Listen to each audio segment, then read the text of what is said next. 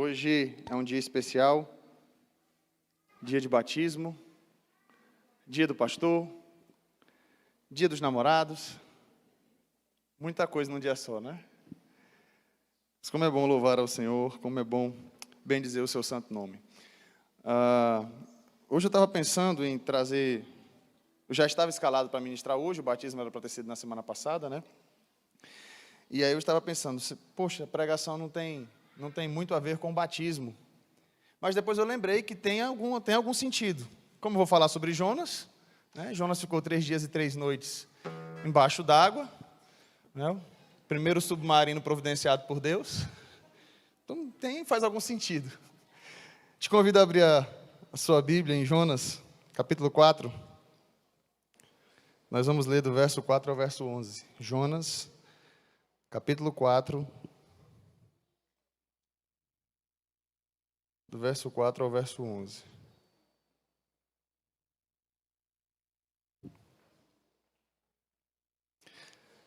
Diz assim a palavra do Senhor. E o Senhor disse: você acha que é razoável essa sua raiva? Então Jonas saiu da cidade e sentou-se num lugar a leste da mesma. Ali construiu um abrigo, sentou-se na sombra para ver o que aconteceria com a cidade. Então o Senhor Deus fez crescer uma planta por cima de Jonas para que fizesse sombra sobre a sua cabeça, a fim de o livrar do seu desconforto. E Jonas ficou muito contente por causa da planta. Mas no dia seguinte, ao amanhecer, Deus enviou um verme que atacou a planta e ela secou. Quando o sol nasceu, Deus fez soprar um vento leste muito quente. O sol bateu na cabeça de Jonas de maneira que ele quase desmaiou. Então pediu para morrer, dizendo: para mim é melhor morrer do que viver. Então Deus perguntou a Jonas: você acha que é razoável essa sua ira por causa da planta? Jonas respondeu: é tão razoável que até quero morrer. E o Senhor disse: você tem compaixão da planta, que não lhe custou nenhum trabalho. Você não a fez crescer. Numa noite ela nasceu e na noite seguinte desapareceu. E você não acha que eu deveria ter muito mais compaixão da grande cidade de Nínive, em que há mais de 120.000 pessoas que não sabem distinguir entre a mão direita e a mão esquerda, e também muitos animais? Feche seus olhos. Santo Deus e Pai, nós somos gratos pela Tua palavra, pela Tua verdade, pelos louvores que já foram entoados aqui, e por já ouvirmos a Tua voz, ó Deus, hoje aqui por meio das canções, por meio da abertura. Pedimos que o Senhor também continue a falar ao nosso coração por meio da explanação da Tua palavra, em nome de Jesus. Amém e amém. Tratamento, na maioria das vezes, não é uma coisa muito agradável. Seja um tratamento de saúde, seja um tipo de tratamento que você esteja fazendo, um tratamento estético. Existem algumas questões que requer disciplina, requer um certo desconforto. Eu, por exemplo, esses dias estabeleci uma meta de perder 5 quilos. Eu não estou gordo ainda, né? Mas depois dos 30, muitos têm me preocupado. Falou: existe um calo pastoral. O pastor Zé não tem esse calo, mas ele é atípico. Muita gente diz que existe um calo pastoral aqui, né? E aí eu comecei a me preocupar. O pessoal, aí, depois dos 30, o metabolismo não é mais o mesmo. Eu falei: rapaz, deixa eu me cuidar. E aí eu estou agora acordando cedo para fazer esteira, estou regrando a minha janta, tentando melhorar nesses aspectos. E é chato. Comecei no dia 1º de junho, até hoje, todos os dias, 5h30 da manhã. Tem dia que é uma luta para levantar, a cama está mais pesada. É complicado. Aí chega um dia que a janta está bem gostosa. Lá em casa eu tenho a responsabilidade de fazer o café da manhã. Aí minha esposa estava sendo até caridosa: amor, não, se você não vai tomar café alguns dias, não precisa fazer o café. Não, foi minha responsabilidade. Aí eu estou ali fazendo a tapioquinha, olhando para aquele queijo, falo: maravilha de Deus. Aquele pão de sal. Na hora de jantar, então, quando chega o momento da janta, né, que aí você observa, aí você lembra daquele hambúrguer gostoso, lembra da pizza, e aí você fica: meu Deus. Aí um outro ponto bom, né, positivo, é que a gente acaba economizando em algumas questões. Mas não é algo fácil. Isso eu estou falando de questão simples. Agora imagine quem faz tratamento de saúde, que passa por pessoas que às vezes passam por quimioterapia, pessoas que fazem hemodiálise. De repente também é uma outra questão mais simples, até mesmo um remédio que você tem que ficar lembrando, tem que colocar lá de 8 em 8 horas, né? Tem que tomar esse remédio, às vezes você se esquece, requer disciplina. Quando a gente vai para um outro setor, aqui, deixa eu falar de madeira, tratamento que a madeira precisa passar para se tornar um lindo móvel, madeira rústica, né? Vai até a marcenaria, se transforma num lindo móvel. Se ela gritasse ai, a gente sentiria bastante dor. Imagina agora as pedras preciosas, né, de pedra bruta, para se tornar uma linda joia, o ouro que precisa ser refinado. Uma vez eu vi uma ilustração sobre a prata, que eu achei muito interessante, de uma mulher que falou, poxa, por que a Bíblia fala sobre a prata? Sobre o tratamento de Deus ali conosco, e muitas vezes utiliza a prata. Fala do barro, mas fala da prata também. E ela foi no ourives certa vez, e ela foi ver como é que se dava aquele processo da prata. Enquanto a prata estava ali naquele processo de purificação, ela perguntou para o ourives, quando a gente sabe que a prata já está no ponto de sair do fogo? E o ourives respondeu, quando eu ver, refletindo nela, a minha imagem. Qual será o momento certo da gente encerrar, né, esse processo pelo qual muitas vezes passamos? Processo de dor, processo de dificuldade. E eu quero falar sobre Jonas. O livro de Jonas nos apresenta um homem, um profeta chamado por Deus, para pregar para uma cidade ímpia, uma cidade pecadora, e que estava prestes a receber o juízo de Deus, mas que Deus estava agindo com misericórdia. E ele quer utilizar um homem, Jonas. E não era alguém que estava pronto. Jonas não era alguém que estava pronto. Jonas não era um profeta que tinha passado por vários estágios, e Deus lá no seu caderninho de seleção olhou e falou, mais bem preparado aqui é Jonas. Vamos selecionar, conselho da Trindade, vamos chamar Jonas, que esse é o homem que está apto para ser usado nas minhas mãos para pregar em Nínive. E aí cai por terra uma ideia, muitas vezes, que nós temos, né, de que Deus só vai nos usar quando a gente estiver preparado. O Senhor quer te usar hoje. Enquanto Ele trabalha na sua vida, Ele abençoa outras pessoas. Enquanto Ele trabalha na sua vida, Ele também pode trabalhar na vida de outras pessoas. É um processo, passamos por um processo. E eu quero falar exatamente sobre isso com você hoje. Você está sendo tratado por Deus. Pode repetir isso comigo? Eu estou sendo tratado por Deus. E Jonas, o processo de tratamento dele começou desde o capítulo 1. Primeiro ele recebe essa incumbência, né? Eu não vou me deter muito nos detalhes históricos para a gente ganhar tempo, mas Jonas ele já tinha uma certa, né, um certo trauma com os assírios. Nínive era a capital da Assíria. Então não era simplesmente capricho de Jonas o fato de não querer pregar em Nínive, né? A Assíria já estava tentando invadir Israel, tentando invadir Samaria. Então já estava naquela situação. Eles eram extremamente cruéis quando eles invadiam a nação. E o que Jonas queria de fato era que aquele povo fosse destruído, porque destruindo Nínive, né, a capital da Assíria, isso facilitaria a vida deles também. Não era simplesmente raiva de um povo mau, era medo envolvido aí também. Raiva, medo, um misto de sentimentos, e Jonas falou, não, tomara que Deus destrua, eu vou pregar para esse povo se arrepender nada. E de fato, lá na frente, a Síria invade Israel, e aí tem todo um processo histórico aí também de dispersão. Talvez aquilo que Jonas temia, de fato, aconteceu lá na frente. Mas isso não é desculpa para que ele não obedecesse a Deus naquele momento. Mas havia um misto de sentimentos. E Jonas, então, foge, vai em direção a Tarsis. No meio do caminho, Deus falou, não, é você que eu quero usar e é você que eu vou usar. Não, Deus levanta outro. Às vezes a gente fala assim, não, se eu não quiser, Deus levanta outro. Será? Cuidado.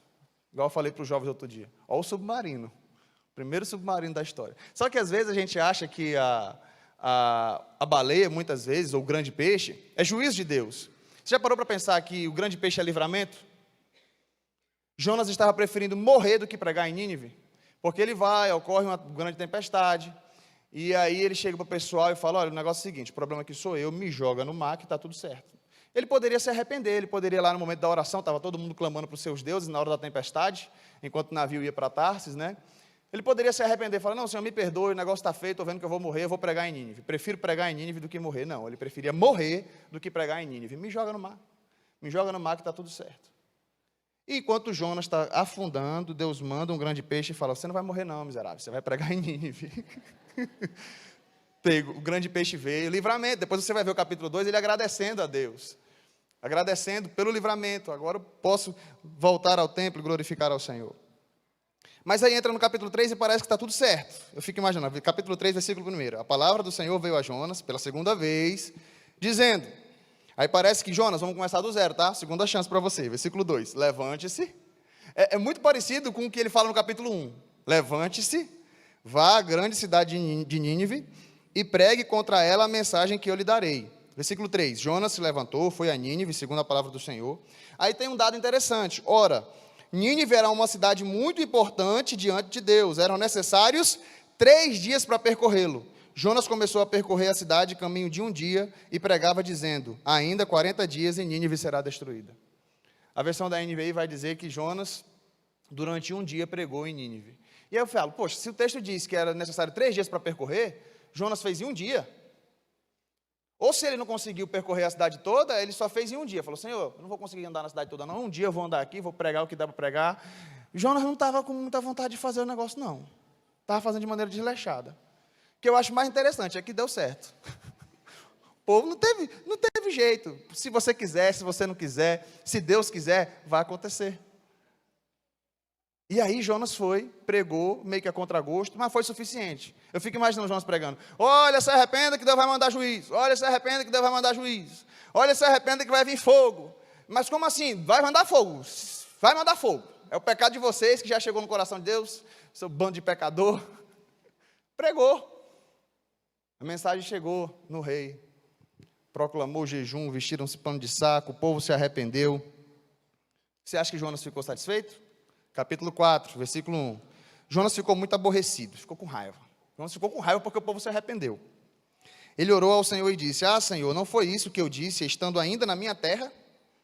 Por isso eu me adiantei fugindo para Tarsis, porque eu sabia que tu és um Deus bondoso, compassivo, tardio em irar-se, grande misericórdia, e que muda de ideia. Quanto ao mal que anunciaste. Agora, Senhor, eu peço que tires a vida, porque para mim é melhor morrer do que viver. João estava querendo morrer desde o capítulo 1. Chegou aqui, ele agora foi sincero. Ele já me joga no mar, está tudo certo. Falou, Senhor, é o seguinte, eu não queria nem pregar. Preguei, o povo se arrependeu. Me mata, eu prefiro morrer agora, vou morrer depois. Se o povo se arrepende, lá na frente, peca de novo, vão invadir Israel. Me mata logo que está tudo certo. Você que tem ideia de que Deus estava usando esse homem, com esse coração rancoroso, com esse medo todo, com essa raiva, depressivo, o cara está querendo morrer, ele está preferindo morrer, me mata logo, acaba com a minha vida, não vejo mais sentido em nada. O Ronaldo Lidório, uma vez falando sobre Jonas, ele falou, gente, eu vejo Jonas como um homem que é segundo o coração de Deus. Em que sentido ele quis dizer? O cara era sincero. Com ele não tinha meia-verdade. Ele abria o coração e falava, Deus, é o seguinte, eu quero morrer, eu prefiro morrer do que pregar em Nínive, eu prefiro morrer do que ver esse povo arrependido. Mas eu vou ficar aqui ainda, deixa eu dar uma olhada, deixa eu ver o que vai acontecer com essa cidade. E aí Deus então começa a fazer questionamentos. Primeira reflexão. Você está sendo tratado por Deus. Como é que Deus faz isso? Ele faz questionamentos. Existem muitas formas de Deus tratar conosco, mas eu gostaria de destacar algumas que a gente vê no texto. Ele faz questionamentos para nos trazer a lucidez. Versículo 4. Você acha que é razoável essa sua raiva? Versículo 9. Então Deus perguntou a Jonas, você acha que é razoável essa sua ira por causa da planta? E versículo 11. Você acha que eu deveria ter mais compaixão da grande cidade de Nínive, em que há mais de 120 mil pessoas que não sabem distinguir entre a mão direita e a mão esquerda, e também muitos animais? Esse capítulo 4 tem 11 versículos. Em 11 versículos, se você for ver, por 3 vezes, Jonas diz que prefere morrer. Em 11 versículos, 3 vezes o homem pede a morte, é muita coisa. Versículo 3, versículo 8 e no versículo 9. Mas no versículo 4, no versículo 9 e no versículo 11, Deus está fazendo questionamentos a Jonas. E Deus faz questionamentos. Jonas, você está com muita pompa. Você está com muita razão. Está cheio de coisas, cheio de ideias. Muitas ideias a meu respeito. Eu sei que o Senhor é assim, que o Senhor se arrepende, que o Senhor é isso e aquilo outro. Jonas com raiva porque Deus era misericordioso. A galera de hoje, muitas vezes, muita gente dizendo que Deus não, que esse Deus do Antigo Testamento é um Deus de juízo. E Jonas está dizendo que Deus é um Deus de misericórdia. Olha só, você vê como a cultura, muitas vezes, vai modificando o nosso raciocínio acerca de Deus. E por isso que a gente não tem que basear a nossa reflexão sobre Deus de acordo com como a cultura vê, mas como a Bíblia nos apresenta. Porque talvez você pense, não, esse Deus que a gente olha de uma forma aqui, na antiguidade, muita gente olhava como um Deus de misericórdia. Então, Deus vai mudando de acordo com a cultura, de acordo com a maneira como a gente o define? Não, Deus é Deus, independente da maneira que a gente enxergue. Mas Jonas está aqui com raiva por ele ser um Deus de misericórdia. Jonas está com raiva dele por causa disso. E Deus então faz questionamentos. E Deus fez algumas perguntas para trazer Jó à lucidez, Jonas à lucidez, e é assim que Deus faz conosco, foi assim que Deus fez com Jó. É interessante como Deus faz com Jó, porque capítulo 38 de Jó, depois de muita gente falar, depois de Jó reclamar, depois de Jó amaldiçoar o dia do seu nascimento, depois dos amigos dele criticarem ele, porque Jó não pecou, mas Jó fez umas perguntinhas cabulosas. Jó estava muito baseado naquela ideia de meritório, eu não mereço isso. Não mereço isso. Por que eu estou passando por isso? De que adianta ser íntegro, ser reto e passar por tudo isso? Aí no capítulo 38, Deus só faz alguns questionamentos para Jó. Vários questionamentos, retóricos. Não precisam de resposta. Onde estavas tu, quando eu lancei os fundamentos da terra? E as estrelas matutinas juntamente cantavam. Onde você estava, Jó? Quando eu represei o mar. Onde você estava, Jó, quando eu criei todas as coisas? Onde você estava? E dá-lhe pergunta, e dá-lhe pergunta, e dá-lhe pergunta. Se você quiser ver esses questionamentos, veja lá depois, Jó, a partir do capítulo 38. Pergunta. 42, capítulo 42, Jó já estava tonto de tanta bordoada que ele levou, e ele fala assim, falei de coisas que eu não entendia. E por isso eu me abomino e me humilho no pó e na cinza. Bem sei que tudo podes, e nenhum dos teus planos podem ser frustrados. Antes eu te conhecia de ouvir falar, agora os meus olhos te veem. Quais são os questionamentos que o Senhor tem feito para você hoje? Quais são as perguntas que o Senhor faz para você hoje? Porque a gente se acha no direito de fazer muitas perguntas para Deus. Por que eu estou passando por isso, Deus? Se eu sou uma pessoa fiel a Ti, por que eu estou passando por isso? Por que aconteceu isso na minha vida? Por que aconteceu aquilo? Por que pessoas boas passam por situações tão difíceis assim? Sabe, a gente faz tantos questionamentos, mas talvez o Senhor esteja fazendo perguntas para você hoje. Eu não sei quais são. Individualmente, para cada um, talvez venha questões a você. Quais são as perguntas que o Senhor está fazendo a você hoje? Depois, talvez, de deixar você perguntar e falar bastante. O Senhor fala conosco. Prosseguindo, o Senhor também gera desconforto.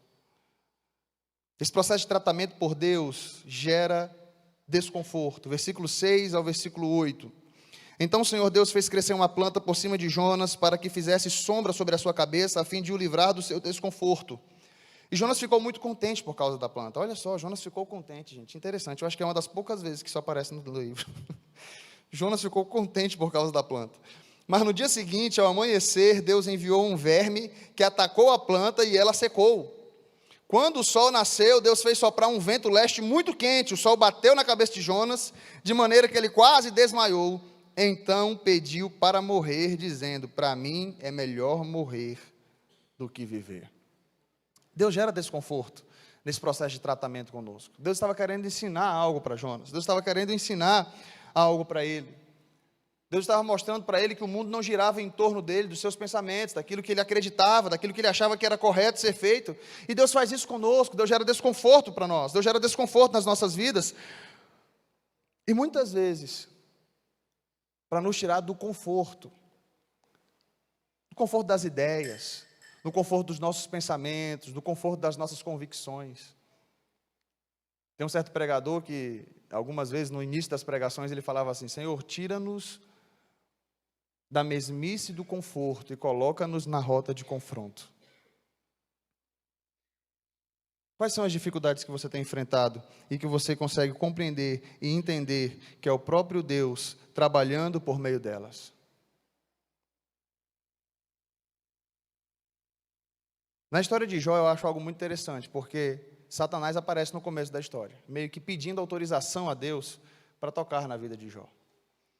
Primeiro toca nos seus bens, depois toca na sua saúde, e Deus coloca algumas limitações. Você só não vai tirar-lhe a vida. Por que Deus permitiu que isso acontecesse com Jó? São questões, os teólogos vão falar, questionar, divergir, mas eu tenho um pensamento sobre isso.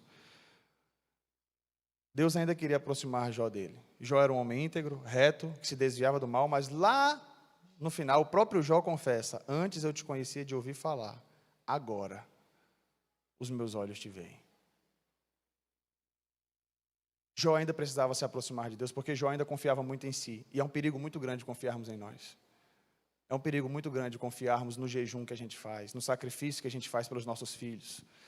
É um perigo muito grande confiarmos no amor que nós temos a Deus. É um perigo muito grande confiarmos naquilo que vem de nós. Nós precisamos depender de Deus. Não estou dizendo aqui que Jó pecou, a Bíblia diz que Jó não pecou. Mas o próprio Jó diz: agora eu te conheço um pouco mais.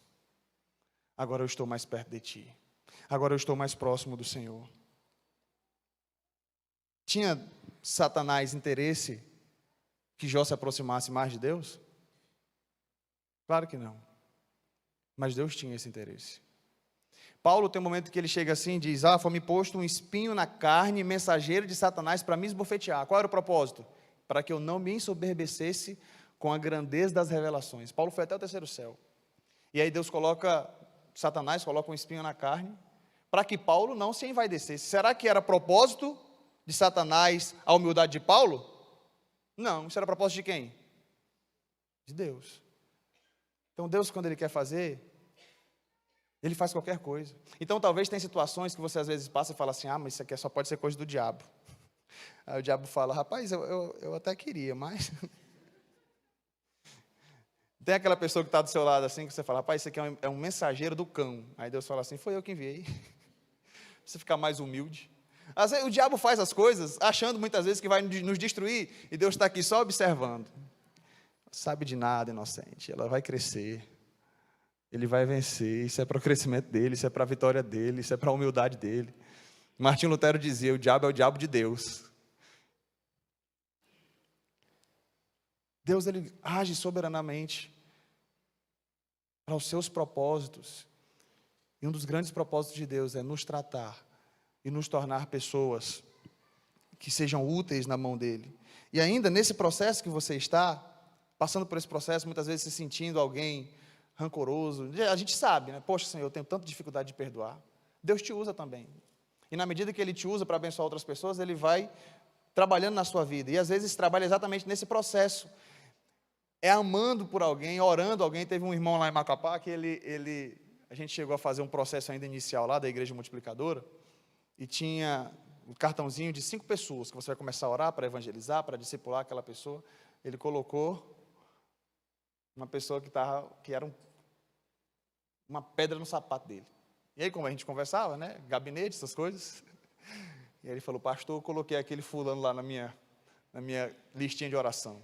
Tinha 5 pessoas. Uma daquelas pessoas era a pessoa que mais causava raiva nele. Ele falou: vou orar, a Bíblia diz que a gente tem que orar. Vou orar. Era Deus tratando na vida dele, por meio de alguém que ele poderia dizer assim: eu quero esse miserável bem distante de mim. E ele estava orando por aquela pessoa. Sabe, Deus tem umas maneiras extraordinárias de trabalhar na nossa vida. E que muitas vezes é contrária à cultura, é contrária ao que nós faríamos. Você pegaria alguém que estaria num processo de aprendizado, num processo de crescimento, para fazer uma grande missão para você? Se você fosse Deus, você escolheria Jonas? Deus o livre. A pior coisa que tem é ficar batendo cabeça com gente. Prefiro trabalhar com bicho. Tem gente hoje é dia do pastor, né? Tem gente que fala assim: rapaz, pastor é uma benção, porque trabalhar com gente não é fácil, não. Quem é gerente, quem trabalha com gente aí, você sabe como é que é. Como é difícil você ter que lidar com cabeças pensantes, né? Não é fácil. Lidar com cabeças pensantes não é fácil, porque cada um tem uma ideia, cada um tem uma convicção, cada um tem um pensamento. Você imagina Deus lidando com essa cabecinha pensante de Jonas. Não, porque tu é misericordioso demais, para mim tinha que meter juízo nesse povo, que nem te serve, que você quer livrar esse povo, que você quer libertar esse povo. Mas Deus trouxe um pequeno desgaste, já bastava 3 dias nas entranhas de um peixe, agora um grande sol, um sol escaldante, né? O sol batendo na sua cabeça, o texto diz que ele quase desmaia por conta disso, e ele reclama da planta. Quais são as suas provações? Quais são as dificuldades que você enfrenta? Tiago vai dizer que nós devemos ter um motivo de grande alegria passar por tribulações. Já pensou? Aquela música, né? Eu vou passando pela prova, dando glória a Deus. Glória. Está doendo, Senhor, mas eu estou rindo, aleluia. Que nem Paulo e Silas na prisão. Paulo e Silas na prisão, glória a Deus, Senhor. Bate mais, aleluia. É complicado, né, esse negócio? Eu vou passando pela prova, dando glória a Deus. Tiago está dizendo: meus irmãos, tende por motivo de grande alegria o passardes por tribulações, porque vocês sabem que a prova da vossa fé produz perseverança, isso vai trazendo maturidade. Se José estivesse lá no cárcere reclamando, não, porque agora a gente quer fazer tudo certinho, a mulher dá em cima de mim, eu digo não para ela, e onde é que eu venho parar? Na prisão. Vai, bestão, fazer as coisas de Deus. José poderia estar reclamando assim. Só que se José estivesse falando isso, ele não estaria vivendo o processo. Qual era o processo? Interpretou o sonho de 2 pessoas no cárcere. O sonho do copeiro foi essencial para abrir a porta para ele, 2 anos depois, interpretar o sonho do faraó. Às vezes a gente está reclamando do processo, e é a chave onde o Senhor vai nos usar para nos levar mais longe. Se José não tivesse no cárcere interpretado o sonho do copeiro, provavelmente ele não se tornaria o segundo homem do Egito. Não, Senhor, mas sabe o seguinte, eu prefiro ficar aqui mesmo, né, um cidadão comum. Deus quer nos usar, mas para nos usar, Ele precisa nos tratar, passarmos por processos. José, Jó, Jonas, Moisés, os discípulos de Jesus, você e eu, e tantos outros homens e mulheres de Deus que têm sido trabalhados por Deus. E terceiro, ele faz comparações para compreendermos de maneira didática. Deus faz comparações.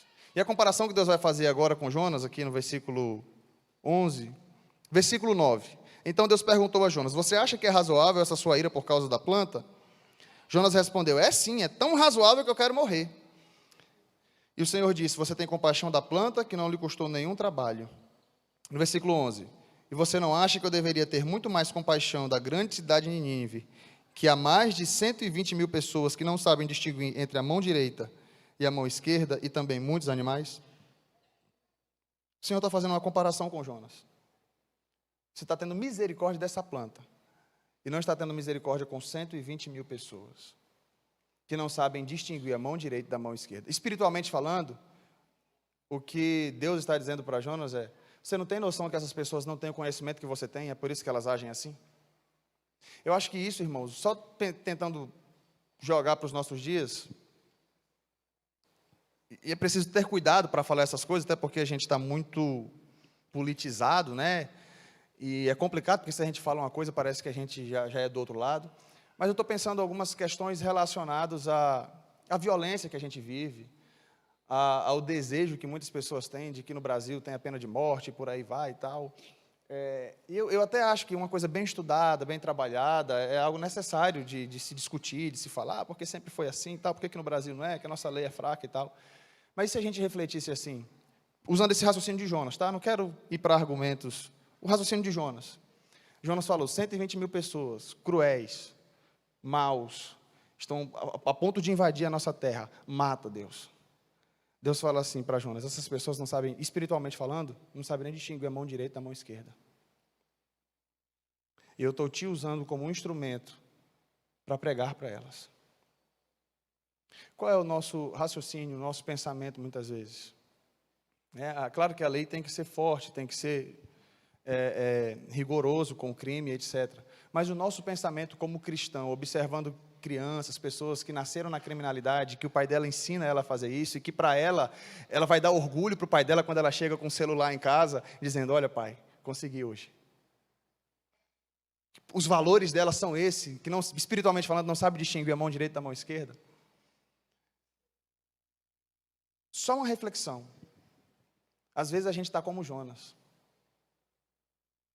E talvez o Senhor esteja fazendo uma comparação conosco hoje. A gente se preocupa tanto com as nossas plantas. A gente cuida tanto das nossas plantinhas de casa, dos nossos bichinhos de estimação. Mas a gente perdeu, muitas vezes, a empatia pelo próximo. Pessoas na porta da padaria que a gente compra pão todos os dias e às vezes a gente não sente um mínimo de compaixão, né? Poderia estar trabalhando. Qual é a estrutura cultural daquela pessoa? Eu sei, gente, que existe muita gente mesmo que se escora, mas tem tantas e tantas pessoas sofrendo, e que às vezes a gente dá R$2 para o flanelinha que olha o nosso carro, com dor no coração. Mas a gente entra no cinema, paga 15, 20, 30 reais se for um final de semana, tranquilo para assistir um filme, está tudo certo, e às vezes o nosso coração dói quando a gente tem que dar uma quentinha para alguém. Comparações. comparações. Enquanto eu estudava esse texto ontem, eu até coloquei nas minhas redes sociais uma frase que veio à minha mente, que eu já tinha até falado, estava vendo um dos vídeos antigos, eu falava assim: hoje tem crente que não dá nem bom dia, quem dirá um Jesus te ama. Às vezes, na nossa correria do dia a dia, a gente passa nos nossos prédios, né, no elevador, com todo mundo, a gente entra no elevador, não olha nem na cara do nosso vizinho, para dizer um bom dia, quem dirá um Jesus te ama, né, como está a sua vida, posso compartilhar o evangelho com você? Se fazia aí um negócio desse, é muito mais. Que a gente possa refletir, como nós temos vivido o nosso cristianismo, que a gente seja tratado por Deus. Graças a Deus, Ele nos usa, apesar de nós. Usou Jonas, Ele pode usar qualquer um de nós, para a honra e para a glória do seu nome. Amém? Vamos orar? Feche seus olhos, sentado mesmo como você está. Santo Deus e Pai, nós somos gratos a Deus pela Tua palavra, pela Tua verdade, que fala ao nosso coração, que é a verdade, que possamos refletir no que o Senhor tem para as nossas vidas, como o Senhor quer nos usar, de que maneira o Senhor quer nos usar. Queremos estar à disposição, ó Deus, que a gente não precise sofrer tanto como Jonas para ouvir a Tua voz e obedecer ao Teu chamado, à Tua ordem, que haja prazer em nosso coração. O livro de Jonas finaliza sem a resposta do profeta aos questionamentos de Deus. Que venhamos conseguir responder, ó Pai, aos Teus questionamentos a nós. Que tenhamos empatia. Se o Senhor queria salvar, libertar, agir com misericórdia com os habitantes de Nínive, que nós também sejamos misericordiosos com pessoas que, na nossa concepção, merecem sofrer. Dai-nos o amor que o Senhor tem por nós e que possamos realmente amar como Jesus ama. Em nome de Jesus.